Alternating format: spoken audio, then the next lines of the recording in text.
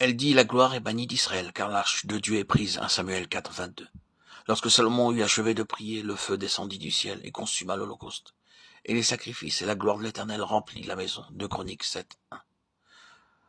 Le Seigneur veut nous enseigner et nous diriger en tant que collaborateurs et compagnons de Dieu pour travailler avec lui, en vue de ramener sa gloire au milieu de son peuple. Nous voyons actuellement comment les conditions parmi le peuple de Dieu dans le monde sont la raison pour laquelle la gloire de Dieu s'est retirée du milieu des siens. À cause de la négligence, le péché s'est introduit de tous côtés dans la maison de Dieu. À l'époque où vivait Anne, la parole de Dieu devint rare, mais les visions n'étaient pas fréquentes. En ce temps-là, le Seigneur lui-même avait été privé, sa gloire et ses droits lui ayant été dérobés par ses propres serviteurs. La portion qui devait revenir à Dieu avait été volée par les fils du sacrificateur, Élie, ainsi que par leurs serviteurs. Alors que les Israélites venaient pour offrir leur sacrifice au Seigneur dans la maison de Dieu, les serviteurs des fils du sacrificateur Élie venaient avec leurs fourchettes à 3 dents pour s'emparer pour eux-mêmes de ces portions. Ainsi, ces portions qui étaient destinées à Dieu furent volées par les serviteurs des fils d'Élie pour leurs propres besoins, pour leur propre satisfaction. Et si quelqu'un voulait s'opposer à cette manière de faire, il se voyait appliquer la violence pour lui, prendre de force les portions d'entre ses mains. Pour ces mêmes raisons, le péché se multipliait et abondait partout dans la maison de Dieu, à tel point que la mort spirituelle s'abattit sur le sacerdoce. Élie, le sacrificateur, devint lui-même sourd. Ces fourches à 3 dents suggèrent 3 aspects des choses. L'amour de la puissance, l'amour de l'argent, l'amour de la popularité. Ainsi, ces sacrificateurs et leurs serviteurs qui auraient dû servir le Seigneur en toute humilité auprès des croyants devinrent des gens animés d'un esprit de lucre et recherchant leur propre intérêt. Tous ces facteurs, tous ces éléments réunis eurent pour effet et pour conséquence d'introduire et d'étendre les ténèbres et l'obscurité dans la maison de Dieu. Ces mêmes facteurs, ce même état de choses est encore agissant de nos jours parmi le peuple de Dieu. Dieu s'est servi de 4 personnes, 4 instruments, 4 vases choisis pour amener sa gloire dans son peuple. Et si nous lisions et étudions attentivement les 2 livres de Samuel et le premier livre des Chroniques, nous verrions comment Dieu agit avec minutie, avec sagesse, en vue de ramener sa gloire parmi les siens. C'est en agissant ainsi avec nous pour notre éducation que le Seigneur nous amène à être ses collaborateurs, ses compagnons.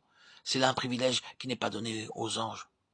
Même s'il y a beaucoup d'anges, un grand nombre d'anges puissants et rayonnants, ce n'est pas leur privilège. Ces anges, en tant que serviteurs de Dieu, entendent continuellement la voix de Dieu et obéissent à sa parole. Cependant, nulle part dans la parole de Dieu, ils ne sont appelés les compagnons et les collaborateurs de Dieu. Ils ne sont pas autre chose que des esprits employés au service de ceux qui doivent hériter du salut. Nous pouvons constater ce fait dans Hébreux 1, 13 et 14. Quant à nous, croyants, nous avons une très grande responsabilité qui repose sur nous, celle de ramener la gloire de Dieu au milieu du peuple de Dieu. De nos jours, nous sommes confrontés avec des conditions identiques à celles qui prévalaient du temps de Samuel et d'Anne. Dans 2 Timothée 3, Paul parle de 30 signes des temps de la fin. Par ces signes, nous pouvons constater à quel point nous autres chrétiens sommes devenus stériles, infructueux. Veuillez lire entièrement tout ce chapitre 3 et 2 de 2 Timothée. Nous y trouvons une trentaine de signes qui caractérisent l'état spirituel du peuple de Dieu au temps de la fin. Mais en même temps, Dieu se prépare partout un résidu, un reste au travers duquel il puisse manifester sa puissance et sa gloire. Aussi, dans le but de se servir de nous introduire dans sa collaboration pour ramener sa gloire parmi son peuple. Il veut nous enseigner comment et de quelle manière nous avons à travailler. Lorsque nous acceptons le Seigneur Jésus-Christ comme notre sauveur personnel, nous entrons par là même dans une septuple compagnie avec le Seigneur. Par cette union avec Dieu, nous devenons ses collaborateurs pour exercer son ministère sur la terre. Retenons d'abord, c'est cet aspect de notre union avec le Seigneur, de ce compagnonnage spirituel avec Dieu. Nous venons à lui comme des haillons souillés, impurs, mais nous devenons par le salut ses collaborateurs dans cette vocation céleste. Nous devenons ainsi ses compagnons, en recevant sa vie céleste. Et cette vie doit atteindre en nous sa plénitude pour que nous soyons ses véritables collaborateurs.